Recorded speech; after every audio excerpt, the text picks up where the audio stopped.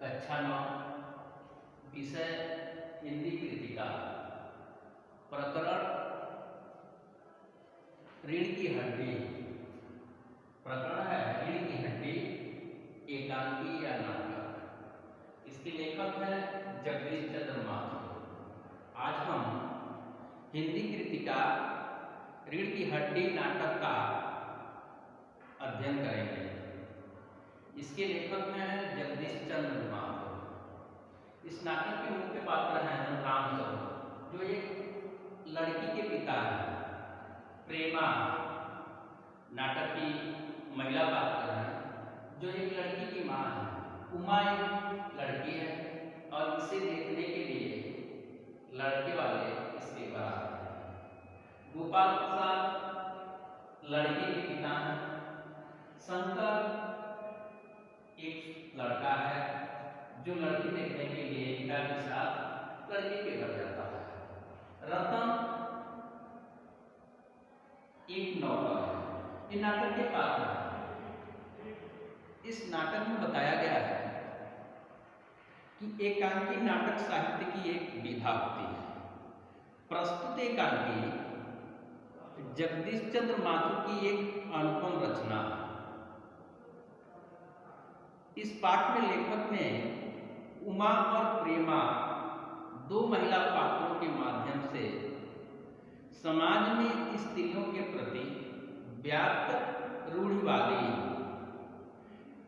और जकड़ी हुई मानसिकता पर प्रहार करते हुए स्त्रियों की शिक्षा से उत्पन्न साहस और उसके आत्मबल को दिखाने का भरसक प्रयास किया है। प्रस्तुत एकांकी हिंदी साहित्य की एक विधा है।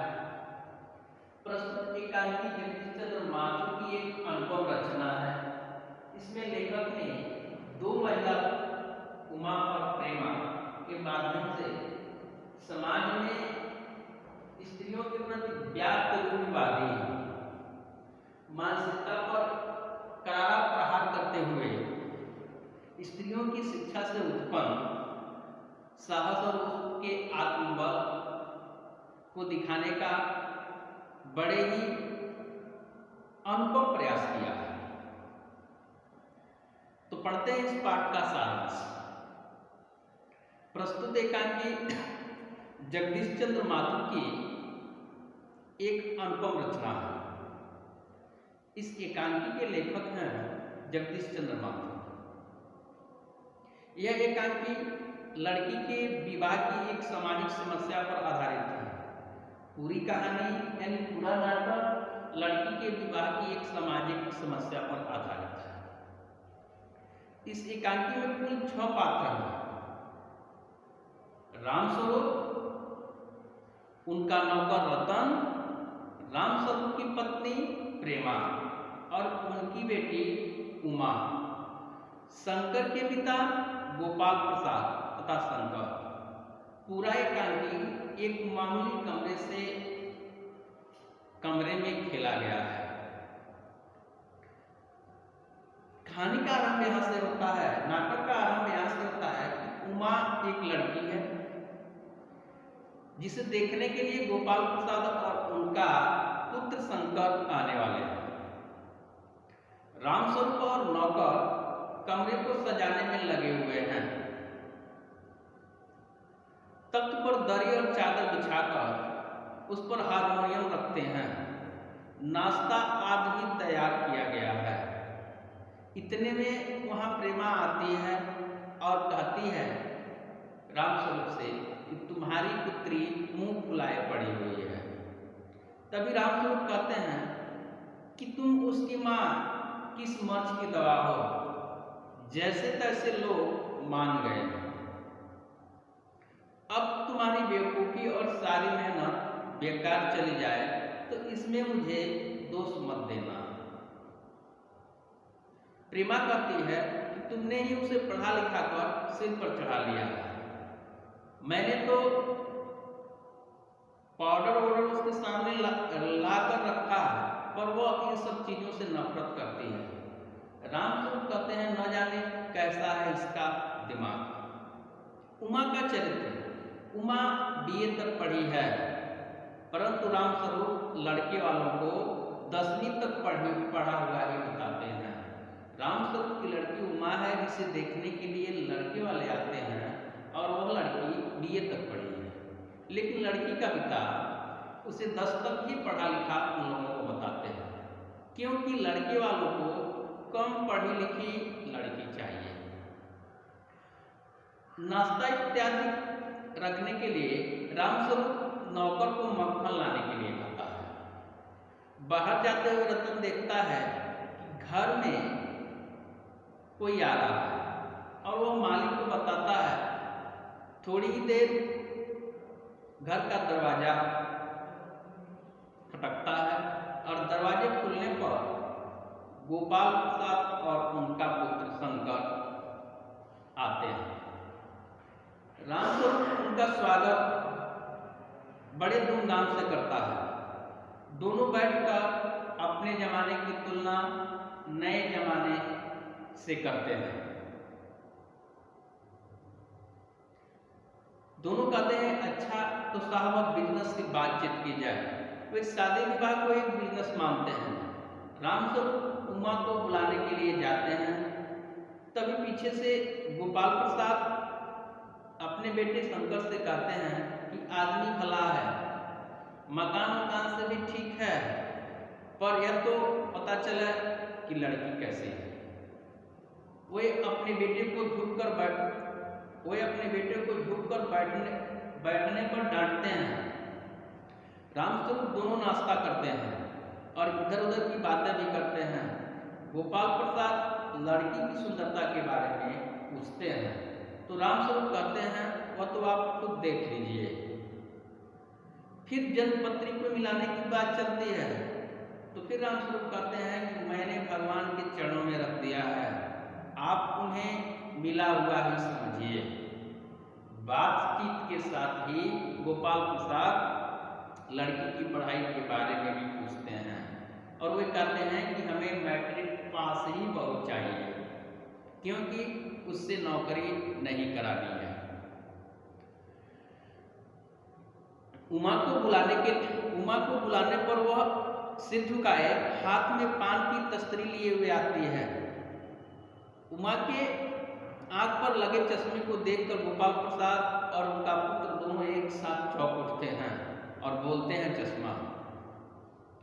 रामस्वरूप चश्मा लगाने की वजह को स्पष्ट कर देते हैं और दोनों संतुष्ट हो जाते हैं।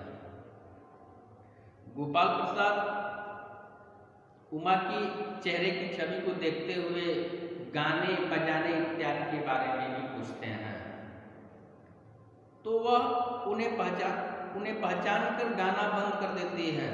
उमा गीत गाती है और अचानक उसकी नज़र शंकर जैसे लड़के पर पड़ती है और वह गाना बंद कर देती है।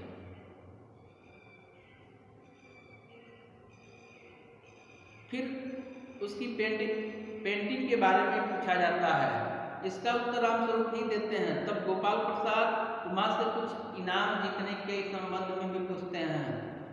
इसका उत्तर वह उमा को देने के लिए कहते हैं, लेकिन उमा चुप है। रामस्वरूप भी उमा को जवाब देने के लिए कहते हैं।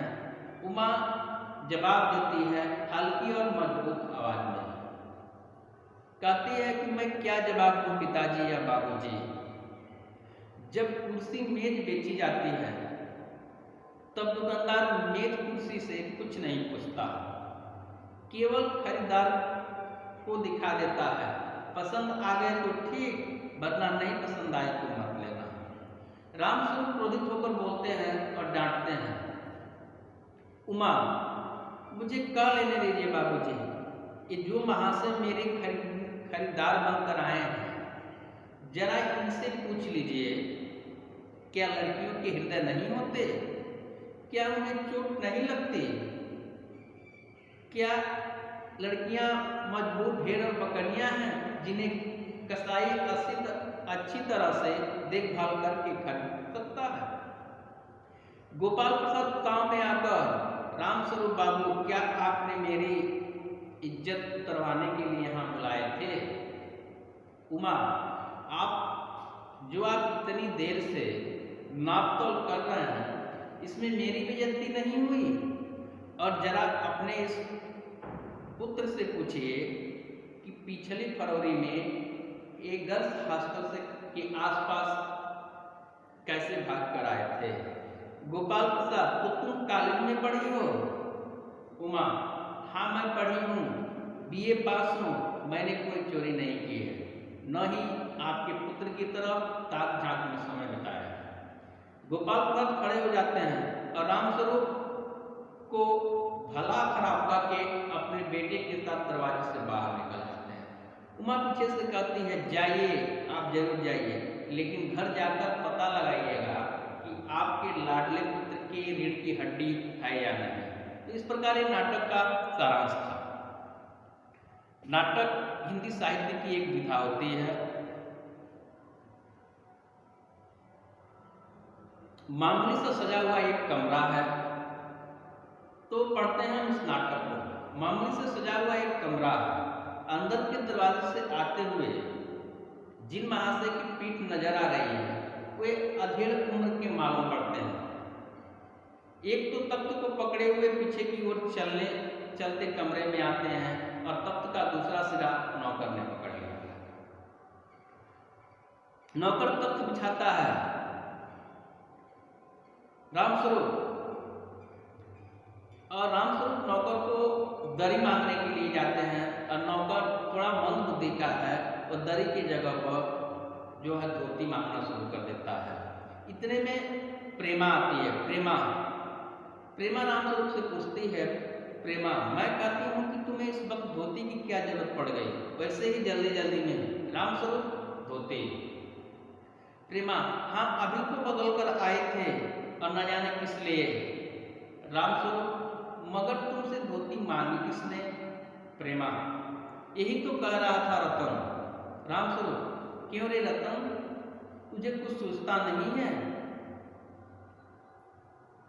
मैंने तुमसे दरी मांगने के लिए कहा था और तू धोती मांग कर लाता है। इन पंक्तियों में लेखक जगदीश चंद्र माधुर ने नौकर के बारे में बताया है कि नौकर मंद बुद्धि का है और रामस्वरूप और प्रेमा उसे समझाते हुए काम कराने का प्रयास करते हैं और वह धोती के बजाय दरी मांगने लगता है। प्रेमा माँ के बारे में कहती है रामस्वरूप से कि आपकी पुत्री मुंह फुलाए बैठी हुई है। रामस्वरूप, मुंह फुलाए? तुम उसकी माँ की मर्ज की दवा हो, तुम उसे जैसे भी हो जल्दी से ठीक कर लो।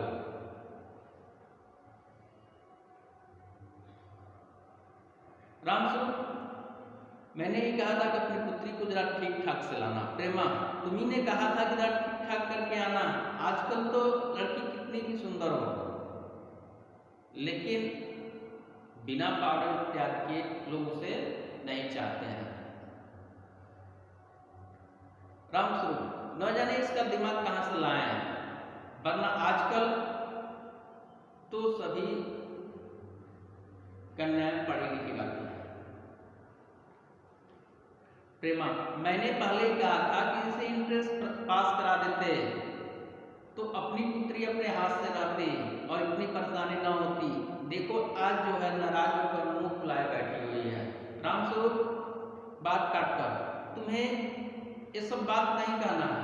कल ही मैंने बता दिया था इन सब लोगों के सामने पढ़ाई का जिक्र नहीं होगा, लेकिन तुम सब कुछ यही उगेल देती हो।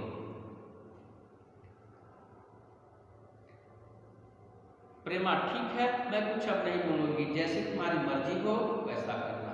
रामस्वरूप, तो उमा को जैसे चाहो वैसे तैयार कर लो, पान लेकर भेज देना और नाश्ता तैयार भी है। प्रेमा, नाश्ता तैयार है, मिठाई तो ये लोग ज्यादा खाएंगे नहीं, नमकीन की चीजें मैंने बना दी हैं। प्रेमा, यहाँ का काम कौन ज्यादा है, कमरा सब ठीक ठाक हो गया है, पूरा काम सही सलामत संपन्न हो गया है। रामस्वरूप, हाँ दो ही लोग आ रहे हैं, एक तो बाबू गोपाल दास और दूसरा लड़का। उमा से कह देना जरा ठीक ठाक से आएगा। ये लोग ऐसे ही हैं, गुस्सा तो मुझे बहुत ही आता है इनके तकिए अनुसित ख्यालों पर। पढ़े लिखे हैं, वकील हैं, सभा सोसाइटी में जाते हैं, मगर लड़की चाहते हैं कि कम पढ़ी लिखी हो। प्रेमा और लड़का, बताया तो तुम्हें था कि बाप शेर है तो लड़का सवा शेर। बीएससी के बाद लखनऊ में ही पढ़ता है, मेडिकल कॉलेज में। कहता है कि शादी का सवाल दूसरा है और तालीम का दूसरा। क्या करूं, मजबूरी है, वरना इन लड़कों वालों को हम कुछ ऐसी ही कोरी सुनाता। रतन, कोई आते हैं, रामस्वरूप दरवाजे के बाहर झांक कर देखते हैं और कहते हैं कि वो लोग आ गए।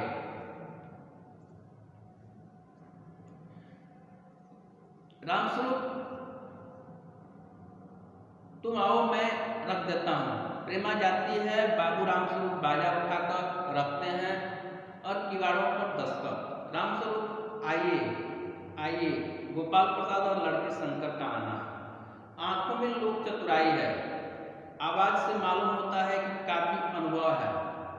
फिरती महाशय हैं और लड़का कुछ खीस निपोरने वाले नौजवानों में से है। आवाज पतली है, कमर झुकी हुई है। रामस्वरूप दोनों हाथ को जोड़ते हुए, तशरीफ लाइए। गोपाल प्रसाद, रामस्वरूप, आपको यहाँ तक आने में कोई दिक्कत तो नहीं हुई? गोपाल प्रसाद, नहीं, मुझे यहाँ आना ही था और रास्ता मिल भी गया। रामस्वरूप और गोपाल प्रसाद आपस में बातचीत करते हैं। रामस्वरूप शंकर से कहते हैं, कहिए शंकर बाबू, कितनी दिनों की छुट्टियों में आए हैं? शंकर, जी कॉलेज में तो छुट्टियां नहीं है, वीक एंड में चला आया। शंकर, रामस्वरूप, आपके कोर्स खत्म होने में कितने दिन और रहे होंगे? शंकर, वही 2 साल। रामस्वरूप, 2 साल? गोपाल प्रसाद, बात यह है साहब कि शंकर 1 साल बीमार हो गया। क्या बताएं, इन लोगों को इसी उम्र में सारी बीमारियां आ जाती हैं। एक हमारा जमाना था, स्कूल से आकर दर्जन भर कचौड़ियां उड़ा देते थे। रामस्वरूप, और कचौड़ियां भी उस जमाने में 2 पैसे की आती थी। गोपाल प्रसाद, जनाब हाल यह था कि 4 पैसे में ढेर सारी मिठाइयां आती थी और अकेले 2 आने की हजम करने की ताकत भी थी। आज की बात नहीं है। स्कूल में न तो कोई वॉलीबॉल जानता था, न टेनिस, बैडमिंटन, बस सभी हॉकी या क्रिकेट कुछ लोग खेल लेते थे। मगर मजाल है कि कोई कह दे कि लड़का कमजोर है। रामस्वरूप, जी हाँ, उस जमाने की बात दूसरी थी। गोपाल प्रसाद, और पढ़ाई का यह हाल था कि एक बार कुर्सी पर बैठे तो 12 घंटे की सेटिंग हो जाती थी, यानी रातों रात भर हम पढ़ते रहते थे। मैं सच करता हूँ कि उस जमाने की मैट्रिक भी वह अंग्रेजी लिखता था और फर्राटे की। आजकल तो एमए भी उस जमाने का मुकाबला नहीं कर सकता। रामस्वरूप, ठीक कहा आपने। गोपाल प्रसाद, माफ कीजिएगा बाबूजी, उस जमाने की जब याद आती है तो मैं अपने को जब्त करना बड़ा मुश्किल हो जाता है। थोड़ी देर में जो है गोपाल प्रसाद और शंकर आपस में बात करते हैं कि आदमी भला है, मकान वैसियत खराब नहीं है। शंकर, गोपाल प्रसाद, आखिर आप माने ही नहीं। गोपाल प्रसाद, नहीं साहब, मुझे आधा दूध और आधी चाय चाहिए। चाय में चीनी ज़्यादा डालिएगा, मुझे कोई नया फैशन पसंद नहीं है। वैसे एक तो चाय में पानी काफ़ी होता है और चीनी के नाम पर भी डाली जाती है और जायका भी आपका रहेगा।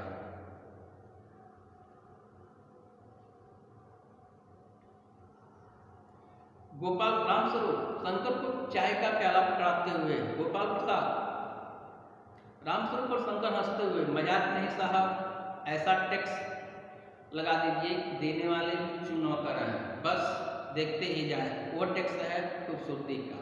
रामस्वरूप और गोपाल प्रसाद दोनों खूब हंसते हैं और नाश्ता इत्यादि लगाते हैं। रामस्वरूप शंकर की ओर पूछते हैं कि आपका क्या ख्याल है शंकर बाबू? तो शंकर पूछते हैं किस मामले में, कि तो वही शादी तय करने की खूबसूरती के मामले में। गोपाल प्रसाद बीच में ही यह बात दूसरी है, रामस्वरूप मैंने आपसे पहले ही कहा था कि लड़की का खूबसूरत होना निहायत जरूरी है, कैसे भी हो, लेकिन जरूरत बात यह है कि पढ़ाई इत्यादि तो हमें घर में नौकरी करानी ही नहीं है, इसलिए आपकी लड़की ज़्यादा पढ़ी लिखी तो नहीं है, मुझे सिर्फ हाई स्कूल पास लड़की चाहिए। गोपाल प्रसाद रामस्वरूप, जी हाँ, वो तो आप अभी देख लीजिएगा। देखना क्या है, आपसे बात हो चुकी है और बस नहीं समझिए। रामस्वरूप, यह तो आपका मेरे ऊपर भारी एहसान है। गोपाल प्रसाद, जनपत्री तो मिल ही गया होगा। रामस्वरूप, जनपत्री का मिलना कौन बड़ी मुश्किल बात है, मैंने ईश्वर के चरणों में रख दिया है। गोपाल प्रसाद, ठीक कहा आपने, बिल्कुल ठीक, लेकिन हाँ, जो ये मेरे कानों में भनक पड़ी है वो गलत तो नहीं है। रामस्वरूप चौक का गोपाल प्रसाद, वह पढ़ाई लिखाई के बारे में। जी बात साफ है साहब, हमें ज़्यादा पढ़ी लिखी नहीं चाहिए। मुझे घर में नौकरी नहीं करानी है, बाहर नौकरी नहीं करानी है। रामस्वरूप, नौकरी का तो कोई सवाल नहीं उठता, जो है वो आप खुद देख लीजिएगा। BA में तक पढ़ाया है, उनकी बहुए बेटियों को भी ग्रेजुएट लीजिए। भला पूछिए कि इन अक्ल के ठेकेदारों से क्या लड़कों की पढ़ाई और लड़कियों की पढ़ाई में एक क्या अंतर है। रामस्वरूप, शंकर से चाय लीजिए। शंकर, धन्यवाद।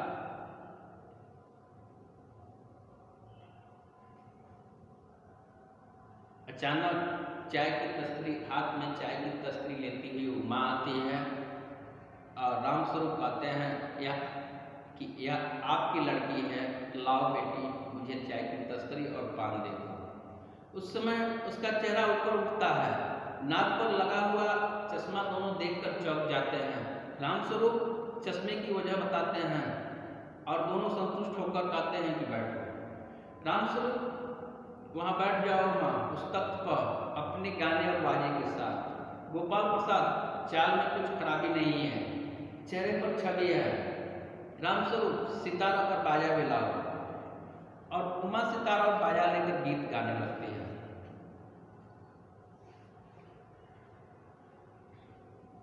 गाना शुरू कर देते। स्वर से जाहिर है कि गाने का अच्छा ज्ञान है, स्वर में तल्लीनता आ जाती है, यहाँ तक कि उसका मस्तक उठ जाता है और उसकी आँख की झेपती हुई आंखों से शंकर की आंखों से मिल जाती है और रुक जाती है। रामस्वरूप, क्या हुआ, गाने को पूरा करो। गोपाल प्रसाद, नहीं साहब, आपकी लड़की ठीक है। उमा, अभी ठहरो बेटी, थोड़ी देर बैठे रहो। गोपाल प्रसाद माँ से पूछते हैं कि तुमने पेंटिंग वेंटिंग भी की है। उमा चुप है। रामस्वरूप, वह तो आपको बताना भूल ही गया था। गोपाल प्रसाद सिलाई के बारे में भी पूछते हैं तो रामस्वरूप सिलाई के बारे में भी उमा की बातचीत करते हैं, लेकिन उमा चुप है। उमा जवाब नहीं देती है। उमा इसलिए जवाब नहीं देती है क्योंकि वह गोपाल प्रसाद के लड़के को बखूबी अच्छी तरह से पहचानती है। गोपाल प्रसाद गांव में आकर, बाबू रामस्वरूप एक बोल क्यों नहीं रही है। उमा, रामस्वरूप चौंक कर खड़े हो जाते हैं और कहते हैं कि उमा कुछ बोलो। उमा बोलती है हल्की आवाज में और दबी हुई आवाज में और कहती है कि जो महाशय मेरे खरीदार बनकर आए हैं, जरा इनसे पूछिए कि क्या लड़कियों के दिल नहीं होते। गोपाल प्रसाद में, बाबू रामस्वरूप आप मेरी इज्जत उतरवाने के लिए आए हैं। उमा तेज आवाज में, जी हाँ, और मेरी बेइज्जती नहीं होती जो आप इतने समय से नाप तौल कर रहे हैं। जरा अपने पुत्र से पूछिए कि पिछली फरवरी में लड़कियों के हॉस्टल से इर्द गिर्द घूमकर क्यों आए थे। गोपाल प्रसाद, क्या तुम कॉलेज में पढ़ी हो। उमा, जी हाँ, मैं कॉलेज में पढ़ी हूँ, मैं BA पास हूँ, कोई पाप नहीं किया हूँ, कोई चोरी नहीं की हूँ। आपके पुत्र की तरह मेरे मान ख्याल का पूरा पता वर्णन मुझे पता है, लेकिन आप अपने पुत्र से पूछ लीजिए कि ये किस प्रकार की पढ़ाई करते हैं।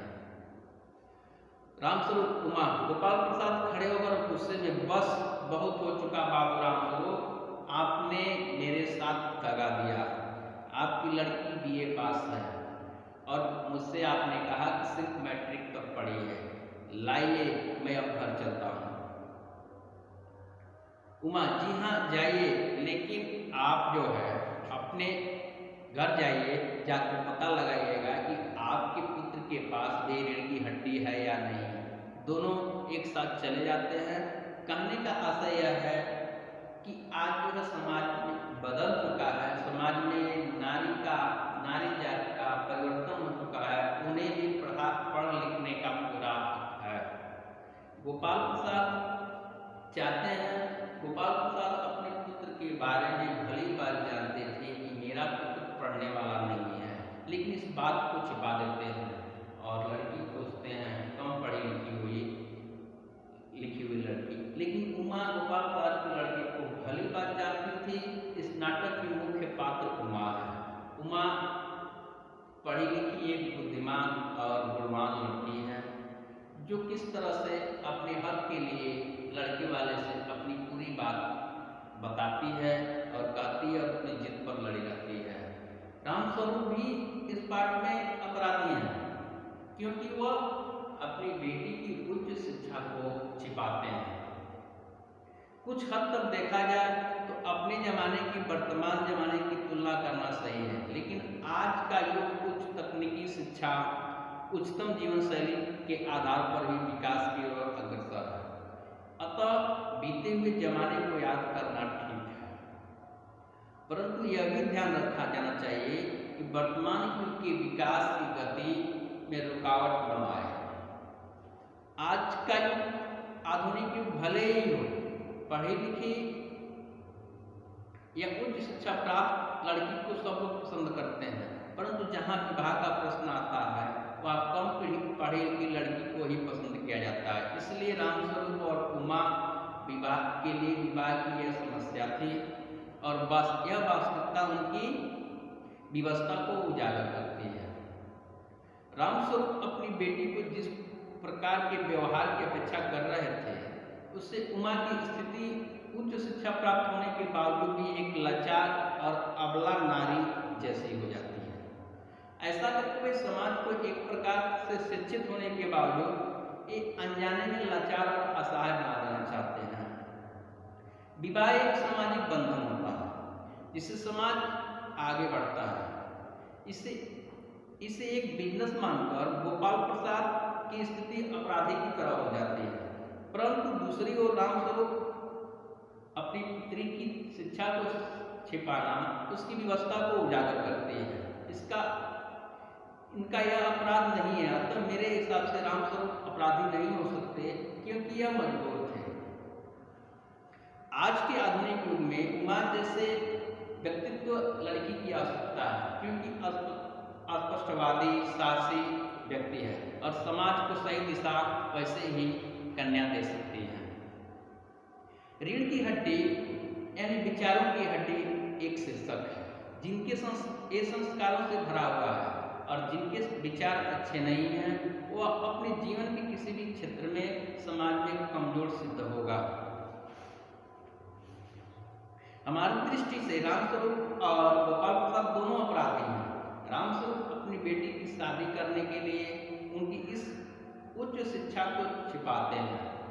हमारे विचार से ऐसे परिवार के साथ रिश्ता नहीं जोड़ना चाहिए जहां नारी और उसकी शिक्षा का महत्व न हो। रामस्वरूप को बेटी को शिक्षित करने में अपराध नहीं बल्कि गर्व महसूस करना चाहिए। दूसरी ओर गोपाल प्रसाद विवाह को बिजनेस मानते हैं और उमा की जांच पड़ताल करते हैं, मानो कोई ग्राहक बनकर कोई चीज खरीद रहा है। इस बात को यह भूल जाते हैं कि यह कोई बिजनेस नहीं बल्कि एक बंधन है। झूठ पर आधारित और जबरदस्ती से किया गया रिश्ता कभी सफल नहीं होता है। अतः हमारी तरफ से ये दोनों अपराधी हैं।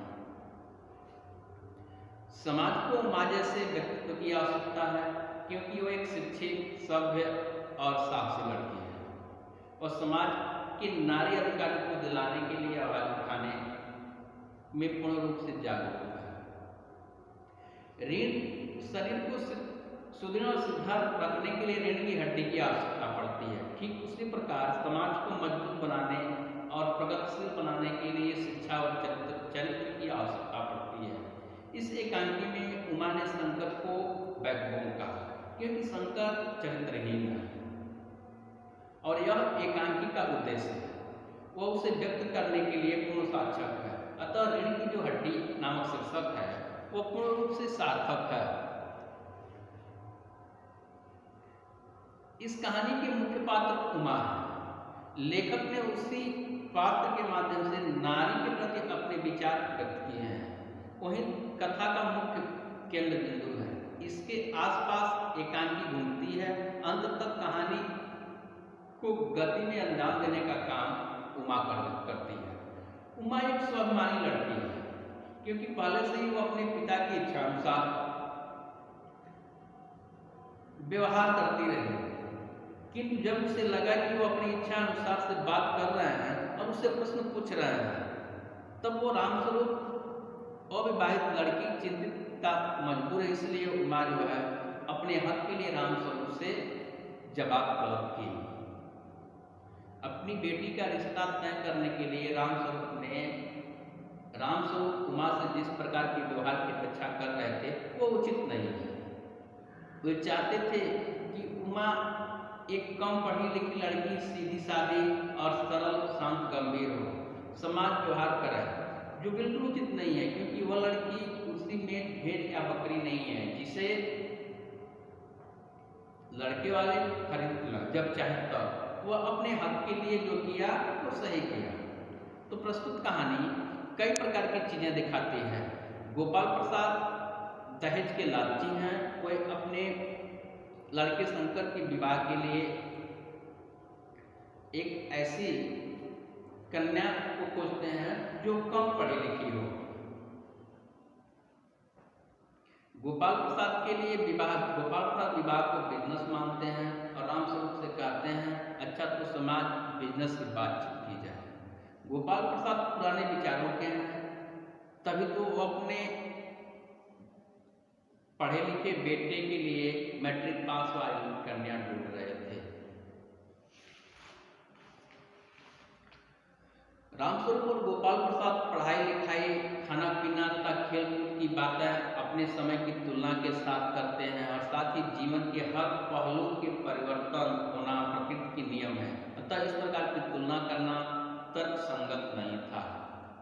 रामस्वरूप अपनी बेटी का उत्कृष्ट शिक्षा दिलाना, उसकी प्रगतिशील विचारों तथा भावनाओं के लिए शिक्षा को छिपाना संकीर्ण भावना दर्शाता है, क्योंकि जिस लड़की ने बेटी का रिश्ता तय करना चाहते हैं उसके लिए पिता को उच्च शिक्षित बहू नहीं चाहिए। अतः यह विरोधाभास उनकी सामाजिक विवशता तथा पुत्री की विवाह करने की असमर्थता को उजागर करता है। तो सभी विद्यार्थी रीढ़ की हड्डी एकांकी का अध्ययन करेंगे। इस